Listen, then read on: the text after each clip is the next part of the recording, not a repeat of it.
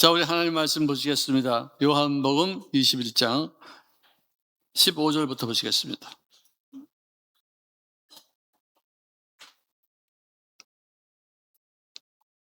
요한복음 21장 15절부터 18절까지 교독하겠습니다. 제가 먼저 하겠습니다. 그들이 저번 먹은 후에 예수께서 시몬 베드로에게 이르시되 요한의 아들 시몬아, 네가 이 사람들보다 나를 더 사랑하느냐 하시니 이르되 주님, 그러하나이다. 내가 주님을 사랑하는 줄을 주님께서 아시나이다. 이르시되 내 어린 양을 먹이라 하시고,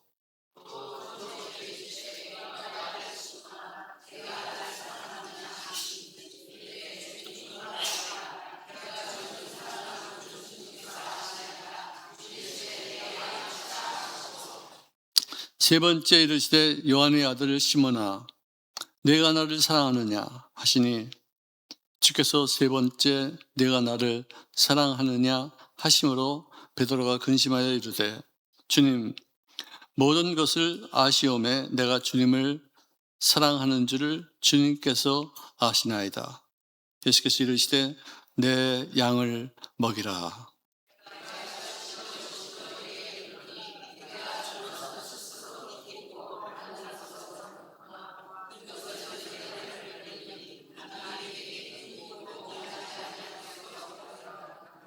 시끄러 우리 함께 읽겠습니다. 시작. 이 말씀을 하심은 베드로가 어떠한 죽음으로 하나님께 영광을 돌릴 것을 가르치심이니라. 이 말씀을 하시고 베드로에게 이르시되 나를 따르라 하시니. 할렐루야. 할렐루야. 우리 인생은 성공보다 실수가 많습니다. 잘하는 일보다도 잘못한 일이 많습니다. 또 정말 기가 막힌 어떤 홈런을 치는 일보다도 삼진으로 아웃당하는 일이 훨씬 더 많습니다. 인생은 성공보다 실패를 통해서 얻어지는 성공이라고 이렇게 말씀할 수가 있겠죠. 자, 그렇지만 우리가 만나는 실패는 이 실패로 인해서 모든 것이 끝장나는 것이 아니라 새로운 성공의 기회를 하나 얻게 되는 줄로 믿으시기를 바랍니다.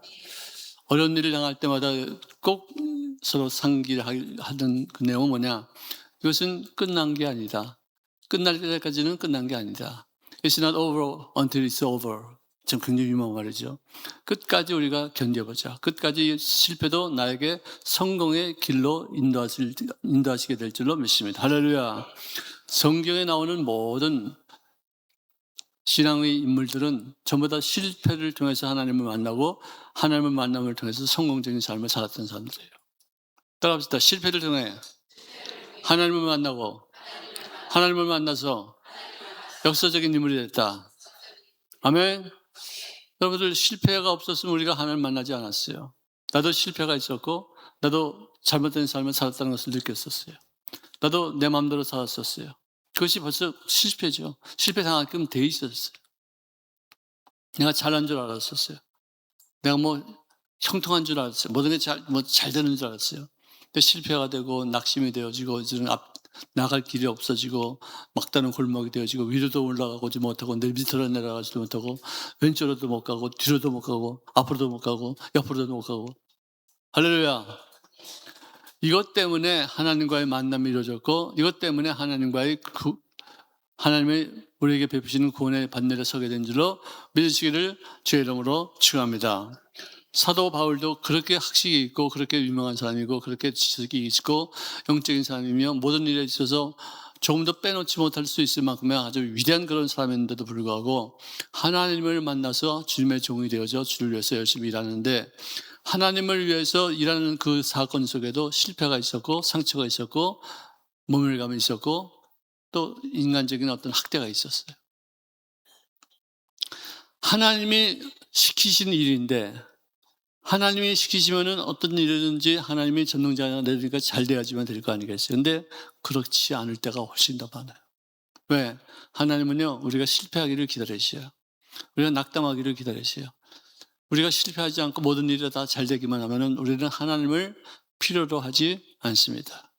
실패했기 때문에 인간의 힘으로 도저히 이것을 극복할 수 없는 그런 막다른 골목이기 때문에 어느 누구도 나에게 힘이 되지 못하고 어느 누구도 나에게 위로가 되지 못하고 내가 그렇게 신임하고 믿었던 그 사람조차도 나를 배신하고 내 등에다 칼을 꽂고서 도망가는 그런 경우가 생길 때 어디 갈 데가 없어요. 어디 왜 가까이 할 데가 없어요. 하나님 그때 찾아오는 거예요. 따라합시다. 오죽하면 예수 믿었냐. 얼마나 힘들었으면, 얼마나 괴로웠으면, 얼마나 외로웠으면, 얼마나 배신감을 느꼈으면, 얼마나 어느 누구도 내가 전적으로 의지할 수 있는 사람이 하나도 없다는 것을 느꼈을 때 바로 그때를 위해서 하나님이 예비해 놓으신 어떤 일들이 있다는 것이죠. 오늘 나쁜 것을 전부 다 나쁜 것으로만 생각하지 마시고요. 그 나쁜 것을 좋은 것으로 만드시는 하나님을 찾는 자가 되시기를 주의 이름으로 축원합니다. 정말이에요. 내가 이런 고통과 역경과 시련과 버림받음과 짓밟힘과 모멸감을 느끼지 않았으면 난 절대로 하나님 찾지 않았지. 어디 갈 데가 없어. 어디 말할 데가 없어. 어디 누구한테 의탁할 데가 누가 말할 상대가 없어. 나에게 힘이 될 만한 사람이 없고 나에게 위로가 될 만한 사람이 아무도 없어. 나는 혼자야. 혼자인데 하나님도 나를 버리신 것 같아. 이런 적막강산에서 하나님을 찾고 하나님의 도우심을 간구했더니 주님께서 나타나시사 나에게 하나님의 전능하심을 보이게 하시고 하나님의 역사하심을 체험하게 하시고 구원받아 천국 백성이 되게 하시고 범사에도 하나님께 인정받은 인생을 살게 하시는 믿음을 갖게 하신 줄로 믿으시기를 주의 이름으로 축원합니다. 자, 멜리데라는 어떤 섬에 무사하게 도착한 그런 바울은 풍랑의 어떤 그런 역경 중에 이제는 죽을 어떤 상황의 어떤 그런 절박한 상황 가운데서 한 섬에 도착했는데 나쁜 일 아니겠습니까? 죽을 뻔했으니까 그 사람들이 모두가 다 이제는 난 끝장났다 싶어서 이제 처참한 그런 상황을 체험하고 나서 한 섬에 도착했으니까 살았다고 여기지만 그 살았다고 여기기까지는 굉장히 큰 시련이 있었던 것이죠.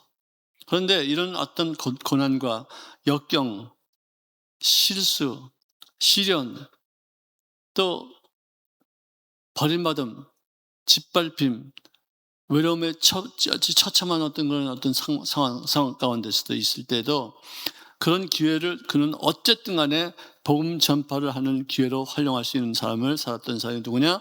바울인 줄로 믿으시기를 바랍니다. 그래서 하나님은 바울의 생애를 우리가 통해서 우리가 알 수 있듯이 뭘 우리가 알 수 있느냐? 하나님은 택한 백성을 당신의 뜻을 위해서 쓰임받으시는 사람으로 만들기 위해서 항상 사용하는 도구가 있는데 그거 뭐냐? 고난과 역경을 통해서 하나님께서 쓰실 수 있는 사람으로 만들어가시는 분인 줄로 믿으시기를 바랍니다. 그러므로 역경이 있을 때, 힘이 들을 때, 많이 시련이 있을 때 낙심하고 좌절하고 하나님 앞에 따지지 말고 하나님 앞에 왜 이럴 수 있을까? 왜 나에게 이런 고난을 주시고 그러지 마시고 하나님이 원하시는 바의 나의 모습이 어떤 것인지 알려주세요. 이 역경을 통해서 하나님이 나를 어떤 모습으로 변화되기를 원하시는지 어떤 모습으로 성장하기를 원하시는지 할렐루야. 이게 굉장히 중요한 기도 제목이에요.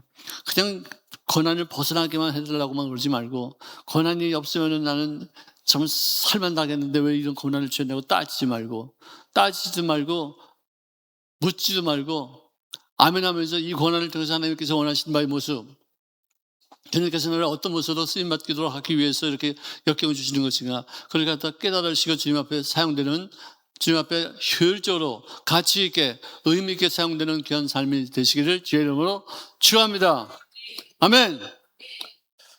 자, 사도행전 28장 8절 이하에 보니까 고블리오의 부친이 열병과 이질에 걸려서 누워 있는데 사도 바울이 그의 집에 들어가서 기도하고 그에게 안수하고 났더니 그가 낫게 됨으로 인해서 그러므로 섬 가운데 있는 다른 병든 자들이 와서 다 고침을 받고 후한 예로 사도 바울의 그 모든 일당들을 대접하고 떠날 때 쓸 것과 먹을 것을 다 바에다 같이 실었더라고 말해주고 있어요. 이 말은 뜻은 무슨 말이냐? 사도 바울이 풍랑을 맞는 이유가 여기 있다는 거예요. 보블리오라는 섬에 도착해서 그의 부친되는 사람이 멸병과 이질에 걸려 누워 있는데 풍랑을 만나지 않았으면 이 사람들 만나지도 못했어요. 풍랑을 만나지 않았으면 이 사람들에게 하나님의 살아계심에 대한 증거를 체험하지도 못했고, 풍랑을 만나지 않았으면 이 사람들이 하나님이 그들을 구원하신다는 뜻을 깨닫지도 못했고, 병든 자가 고침하는 경우도 없었다 이것이죠. 풍랑의 이유가 극명하게 나오지 않습니다. 여러분들이 만나는 여러 가지 시련과 역경의 이유가 가까이 있는데 그걸 깨닫지 못하고 있어요. 신앙의 성숙이 이루어지면은 문제 해결이 중요한 것이 아니라 문제가 왜 왔느냐, 이 문제가 나에게 어떤 역할을 하는 목적이 있느냐, 이 문제를 통해서 하나님은 나를 어떤 사람으로 만들기 원하느냐, 이것이 중요한 것이에요. 좀 더 성숙한 어떤 신앙생활, 좀 더 한 단계 업그레이드된 그런 신앙생활을 통해서, 문제를 통해서 또 하나님이 주신 여러 가지 역경을 활용해서 주님의 원하시는 바의 뜻을 이뤄나가시는 귀한 삶이 되시기를 주의 이름으로 축원합니다.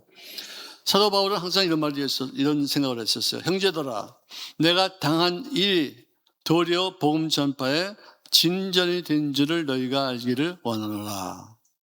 내가 빌립보 감옥에 갇힌 그 이유가 뭐냐? 거기서 있다 보니까 나를 지키는 간수들을 내가 만나게 되어졌고, 그들이 나의 기도를, 나의 어떤 성경 말씀을 내가 읽는 것을, 또 내가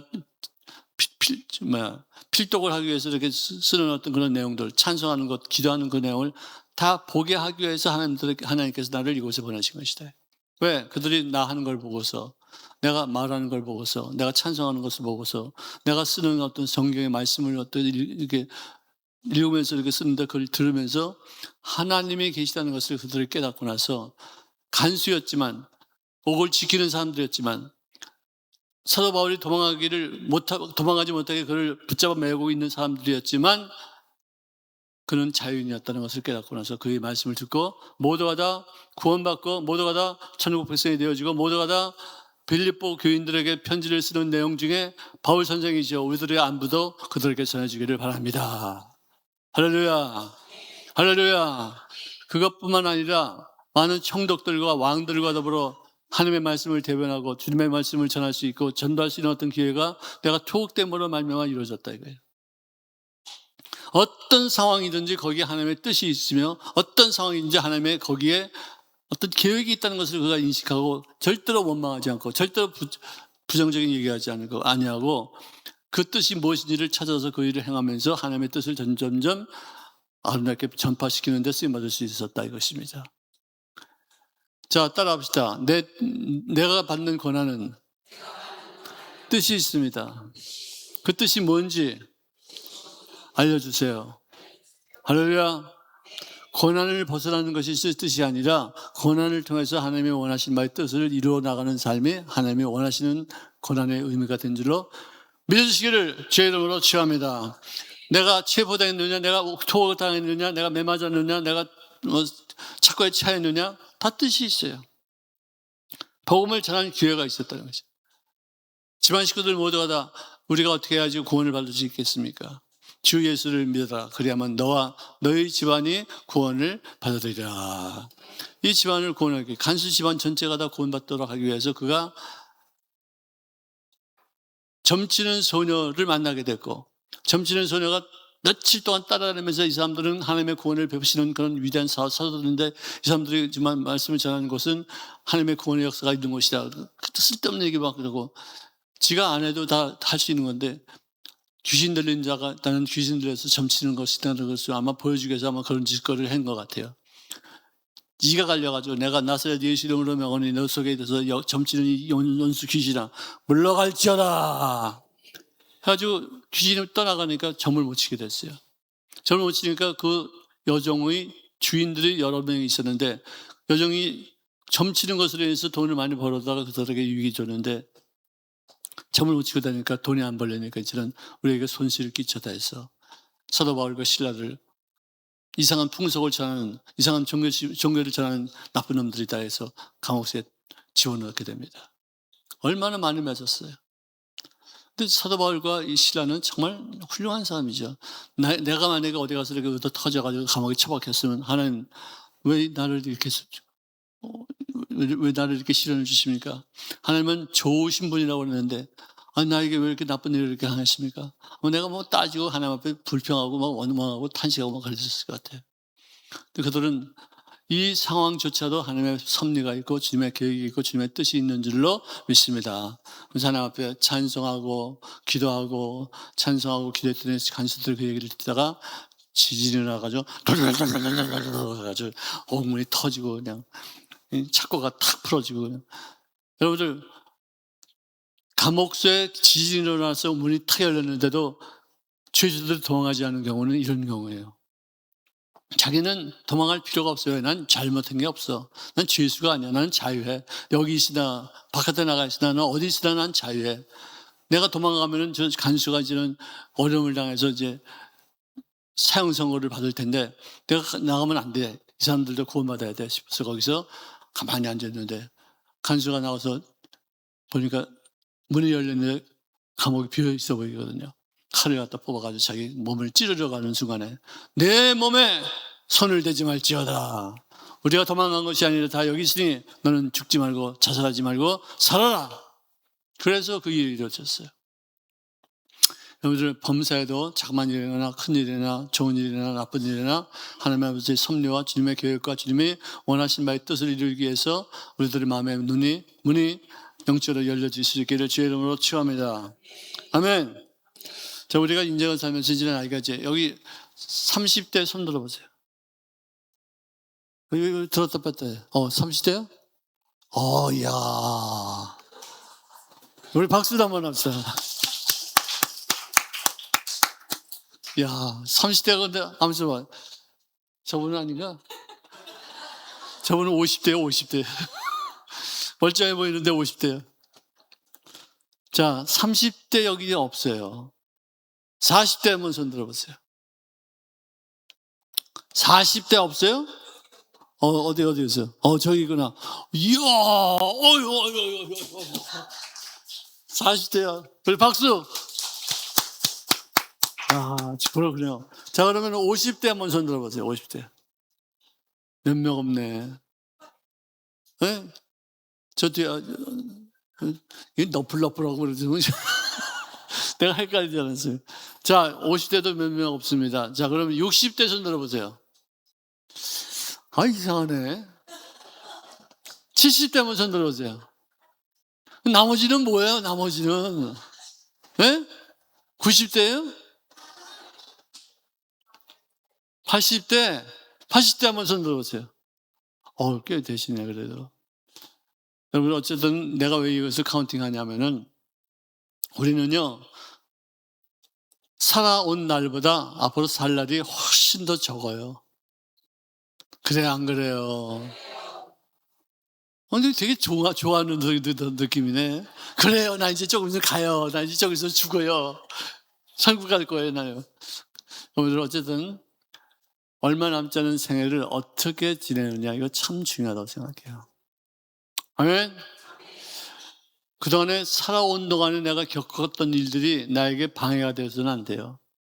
살아오면서 겪었던 그런 모든 일들이 나에게 도움이 되어져서 여생을 보다 더 가치 있고 의미 있게 살아지면 되는데, 그렇지 못하고 옛날에 있었던 어떤 상처, 옛날에 있었던 나쁜 일, 그것 때문에 우리들의 여생이 가치가 있지 못하고 의미가 있지 못하고 무가치하게 인생을 허무하게 버릴 수 있을 때가 있어요. 자, 실패할 수 있는 어떤 요인 중에 하나가 뭐냐? 트라우마죠. 외상후 스트레스 장애라는 것인데 PTSD입니다. 천재지변이 일어났을 때, 전쟁을 경험했을 때, 내 눈앞에서 누가 총 맞아 죽는 것을 봤다 이거죠. 화재가 났을 때, 대형 어떤 그 교통사고가 나서 사람이 막 쓰러지고 넘어지는 것을 직접 목도했을 때, 또 누구한테 내가 신체적인 폭력을 통해서 굉장히 충격을 경험한 어떤 이후에 나타나는 정신적인 장애를 우리가 외상 후 스트레스 장애라고 말합니다. 없는 것 같죠? 다 많이 있어요. 특수한 상황에서 어떤 과민하게 반응하는 경우가 있고요. 반복되는 어떤 충격적인 경험을 두려워하면서 그런 상황이나 그런 사람이나 그런 장소를 가까이 하지 않고 피하려고 하는 그런 증상이 있는 것이죠. 저도요, 운전하다가 말고 어쩌다가 팡 했는데 앞차를 살짝 탁 흔들었어요. 서가지고 이제 서로 보험회사 부르고 경찰 불러가지고 사진 찍고 제가 할 때 살짝 했는데도 여기 좀 이렇게 상처가 있기 때문에 반발을 다 갈아야 된대요. 근데 우리는 보험회사에서 다 알아서 하지만 그래도 우리 보험금이 올라가야 되고 또 상처를 남의 차를 갖다 박았다는 것에 대해서 어떤 그런 충격이 이렇게 마음에 있어가지고요. 별것도 아니에요. 탁 하면서 약간 짜가졌는데도 며칠 동안 그 트라우마가 생겨서 조심하고 떨리고 앞에 차가 있으면 미리 브레이크를 밟고 며칠 동안 그래요. 그게 트라우마 일종이에요. 그런데 큰 사고를 체험해서 뭐 어디가 상처가 났거나 어디 부러졌거나 그러면요. 운전을 거의 못하는 사람들도 있어요. 그래서 그 사건 이후로 트라우마가 있어가지고. 자동차 사고를 낸 경험이 있는 사람들은 운전을 하지 못할 때가 있고요. 고층 건물의 화재를 체험한 경험을 한 사람들은요. 높은 곳에 올라가지 않습니다. 공포증. 뭐 비행기도 못하고 그런 뭐 높은 곳에 올라가지 못한 사람인데 이 사람은 평범한 사람이었는데 높은 곳에서 화재를 체험하고 난 그다음부터는 높은 데 올라가지 않아요. 왜? 마음에 상처가 기억돼서 그것이 자기로 위축당하게 만들고 행복한 삶을 살지 못하게 하는 경우가 있어요. 심지어 어렸을 때 누군가에게 장난 삼아라도 목을 졸린 어떤 경험이 있어요. 그래서 숨을 갖다 어떤 장난으로 했는데도 불구하고 그런 경험이 있는 사람은 장성에서도 넥타이를 매지 못하는 그런 사람들이 있어요. 나는 넥타이 잘 매요. 또 어떤 분은 목을 졸렸던 경험이 있었기 때문에 어렸을 때 그때 좀 혼이 났었던 것 같아요. 나이가 들어도 넥타이를 못 매고 심지어 목도리도 못해요. 추운데도 목도리를 못해요. 왜? 답답하니까. 혹시 또 내가 목 졸려서 또 숨도 못 쉬게 되는 경우가 있을까 싶어서. 참 이 트라우마를 우리가 잘 회복해야 돼요. 트라우마를 회복할 수 있는 방법은 뭐냐? 사고의 현장에 나만 가지 말고 예수님을 불러서 이 상황이 어떻게 된지를 예수님한테 설명을 듣는 거예요. 특히 어렸을 때 어떤 상처를 받으면요, 그 어린아이에게 예수님을 불러다가 직접 예수님이 품어주시고 안아주시고 눈물을 닦아주시고 괜찮다고 해서 안아주셔서 그 아이가 안심할 거예요. 더 이상 이런 일이 나에게는 더 이상 일어나지 않을 것이다. 그런 어떤 생각을 하게끔 해야지 이게 치료가 되는데 그런 경우를 우리가 도저히 모르고 있었기 때문에 부모들이 그런데 신경을 쓰지 못하고 있었어요. 저도요, 예수 믿기 전에요, 내 마음속에 5살짜리 아이가 울고 있었어요. 그 아이는요, 내가 울고 있는지도 몰랐었어요. 근데 내가 항상 불안해. 어른들이 뭐라고 야단치면 두려워서 막 숨어 다녀요. 우리 아버지가 특별히 엄한 분이셨는데 무슨 큰 소리만 치면 탈탈탈 떨리고 막 그랬었어요. 근데 어린 아이가 이 속에서 울고 있다는 거예요. 근데 내가 어떤 어린 아이인가 내가 기도하는 가운데 이렇게 봤더니 우리 아버지가요, 면도기를 어디다 뒀는데 아침에 세수하고서 면도기를 찾는데 면도기가 없다는 거예요. 내가 자고 있었는데 나를 갖다 후드로 패가지고 이렇게 깨우면서 너 이 자식아, 예비 면도기 어디다가 갖다 감췄어? 어디다가 갖다 넣었었어? 그러면서 막 야단치고 혼나는데 내가 너무 놀라가지고 후다닥 도망가가지고 뒷마당에 있는 드럼통이죠, 드럼통. 거기로 그냥 들어가가지고 여기 숨어서 아버지 출근할 때까지 기다려야 되겠다고. 그래서 이따가 이제 내가 잠을 잤어요, 거기서. 근데 우리 어머니가 이제 아버지 출근시키고 나서 용준이 어디 있느냐? 없어. 뭐 동네방네 잤다는 데도 없어. 어쩌다가 어디 지나가다 이렇게 보니까 그 드럼통 안에서 얘가 여기 자고 있는데 그 아이가 얼마나 불쌍해. 얼마나 안타까워. 어느 누구도 위로해주지도 못하고 어느 누구도 쓰다듬어주지 못하고 아버지한테 혼나가지고 처박혀가지고 눈물 흘리다가 지쳐가지고 이제 잠을 자는 그런 어떤 상황이었는데 그 아이가 나에게 끊임없이 고통을 주고 끊임없이 나에게 두려움을 갖다 주고 끊임없이 나에게 어떤 사건을 비슷한 일들이 있으면 위축당하게 되는 어떤 그런 경우를 체험하게 됐었어요. 그런데 마라의 쓴물을 갖다 달게 만드신 예수님께서 우리들 마음속에 이 어린아이의 눈물과 이 아이의 어떤 그런 상처와 아픔을 위로하기 위해서 친히 예수님을 드럼통 있는 곳으로 내가 모셨어요. 예수님, 제 속에 5살짜리 아이가 울고 있어요. 품어주세요. 안아주세요. 위로해주세요. 그 예수님이 그 아이를 안아가지고 안겨서 토닥토닥 들여주시고 눈물을 닦아주시고 뽀뽀해주시고, 야, 아빠가 나쁜 아빠가 아닌데 성깔이 좀 세고 급하지 않냐? 확인도 안 하고 네가 무슨 시험이 있다고 그래. 변덕이를 네가 훔쳤겠느냐?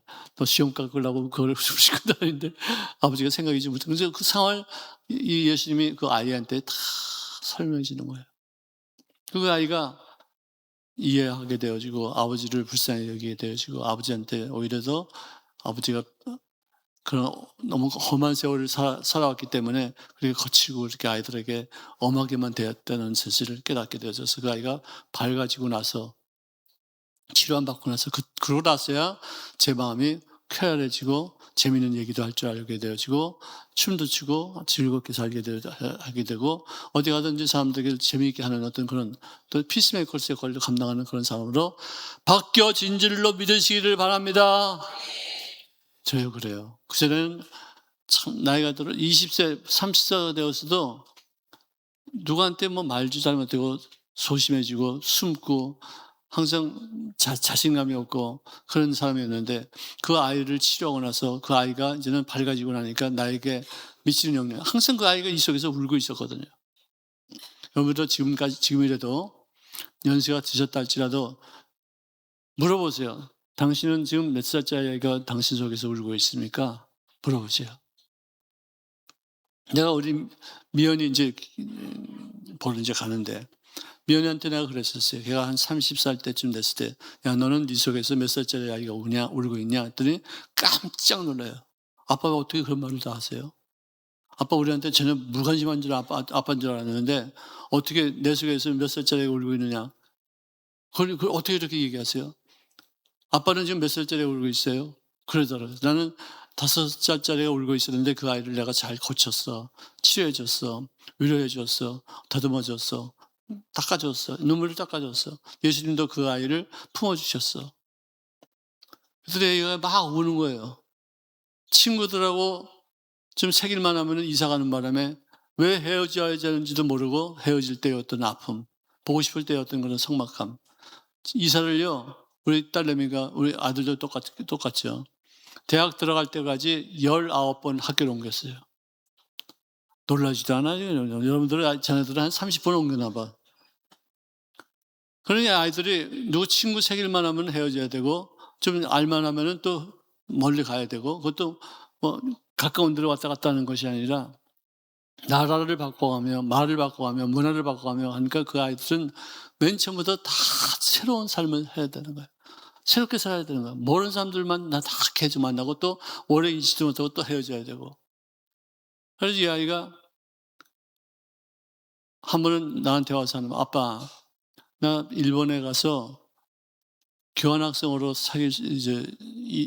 공부할 수 있는 기회가 생겼는데 아빠 좀 돈 좀 도와줄래? 그래서 왜 거기 비쌀 텐데? 그러니까 비싸더라고. 정말 비싸더라고. 하여간 나는 좀 더 일본에서 좀 너무 아쉬운 게 많이 있어가지고 일본에서 공부 좀 하면서 일본말도 좀 더 배우고 또 그동안에 만나보지 못했던 친구들도 학교도 난 좀 한번 다녀보고 싶어. 그래서 내가 이상하다 하면서 내가 어쨌든 돈 줘가지고 1년 동안을 일본에서 교환학생으로 일했는데 대학을 졸업하고 나서 교환학생으로 일했죠. 근데 1년 동안 그가 대학교에 일본에서 있다가 집에 왔는데 사진을 갖고 왔어요. 근데 사진은 뭘 찍었냐면은 자기가 다니던 학교, 운동장, 시소, 근해, 또 학교에서 공부하던 어떤 장소, 우리가 살던 집, 이사 갔던 곳, 뭐든 놀았던 곳, 그런 데를 일본에서도 우리가 한 5번 이사 갔어요. 일본에서만도. 그걸 다 전국을 다니면서 그 사진 찍고 또 거기 앉아가지고 울기도 하고 또 전화 걸어서 친구도 만나기도 하고 그러고서 온 거예요. 그래서 내가 속으로 야, 너는 어떻게 이렇게 과거에 미워있냐? 내가 그랬어요. 속으로 한 말이 아니고 직접 울었는데 그랬더니 얘가 막 울어요. 너 왜 울어?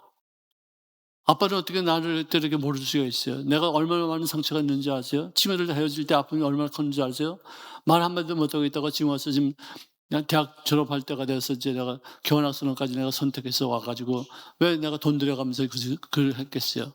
내 마음의 상처, 내 마음의 어떤 그런 아물지 않은 그런 아픔 이런 것을 갖다가 다 좀 체험하기 위해서 이거 제거하기 위해서 이렇게 일부러 그런 그래서 내가 참 어떻게 넌 미래지향적이지 못하고 과거지향적이냐 이렇게 얘기를 했지만 나중에 내가 굉장히 후회했어요. 정말 내가 아이들에게 못될 짓을 했구나. 좋은 아빠가 아니었구나. 정말 나쁜 아빠였구나. 그래가지고 내가 다 용서를 빌고 싹싹 빌고 또 그냥 내가 너의 아픔을 내가 이해하지 못한 것에 대해서 내가 정말 미안하다. 진짜 내가 많이 빌었어요. 손이 발휘되도록 싹싹 빌었어요. 싹싹. 무조건 잘못했다. 난 너는 잘못한 거 하나도 없고 네가 그렇게 아픔이 있고 너가 그렇게 많은 슬픔이 있는 그런 이유를 몰랐던 이 아빠의 잘못이라고 해서 진짜 좀 싹싹 빌었어요.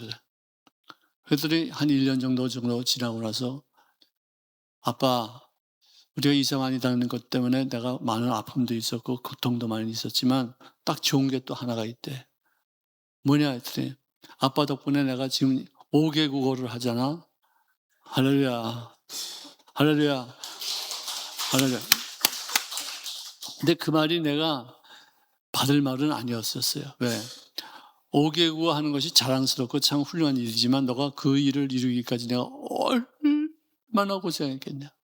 아니 학교를 옮길 때마다 나라를 바꿀 때마다 또 이사가 가지고 또 어떤 딴 곳에 있을 때마다 그 아이들이 겪었던 그 고난과 역경과 시련이 얼마나 큰지 그것도 잘 모르고 있어. 애들은 다 그렇게 쓰면 크는 거야. 애들은 다 적응하게 돼 있어. 그렇게만 생각했지 그렇게 고통이 있는 줄 몰랐죠. 지금 그래서 우리 아이들하고 제가요 되게 사이가 좋아졌어요. 할렐루야. 그 전까지만 하더라도 내가 아이들을 정말 굉장히 귀히 여기지 못하는 것에 대한 그런 아픔이 있습니다. 그러므로 여러분들도 나이가 드셨지만 이 속에서 울고 있는 아이를 달래주고 위로해주고 쓰다듬어주고 눈물 닦아주어서 3년을 더 사시든지 30년을 더 사시든지 여생을 보다도 활기차게 건강하게 밝게 살 수 있기를 주의 이름으로 축원합니다. 아멘. 아멘. 정말 그래요. 지금 여기 계신 분 중에서 80세가 넘으신 분들이 앞으로 10년 더 살지 20년 더 살지는 몰라요. 근데 그 10년, 20년 그 사이에도 혹시 내 어렸을 때 그 상처가 나에게 지금도 미치는 어떤 영향력이 있어서 나로 하여금 그것 때문에 위축당하고 두려워하고 또 남 욕하고 여러분들 욕하는 분들도요. 사람이 나빠서 욕하는 게 아니에요. 마음이 아파서 나빠서가 아니라 아파서 욕하는 거예요. 욕 정말 기가 막히게 하는 권 사람들 계세요. 우리 교회는 없는데요. 저기 가만히 있어요. 진짜 그 분이 욕하는 거 보면은 얼마나 속이 한이 맺혔으면 정말로 입에 담지 못할 그런 욕을 막 해요. 우리 그런 분들을 판단하고 정죄하고 욕하면 안 돼요. 왜? 마음에 상처가 있어서 그래요. 나쁜 분이 아니라 아픈 분이죠. 이해해줘야죠. 받아들여줘야죠. 용납해줘야 되죠. 같이 아파할 줄 아는 어떤 공감대 형성을 해줘야죠. 그래서 여생을 10년을 살든 20년을 살든 좀 더 자유롭게, 좀 더 행복하게 과거에 얽매이지 않고 치료받고서 건강한 상태로 유지할 수 있도록 인생을 복되게 사시기를 주의 이름으로 축원합니다. 아멘. 트라우마입니다. 트라우마. 과거의 어떤 상처 때문에 나쁜 기억 때문에 현재와 미래를 어둡게 만드는 어떤 요인을 우리가 빨리 찾아야 돼요. 아멘.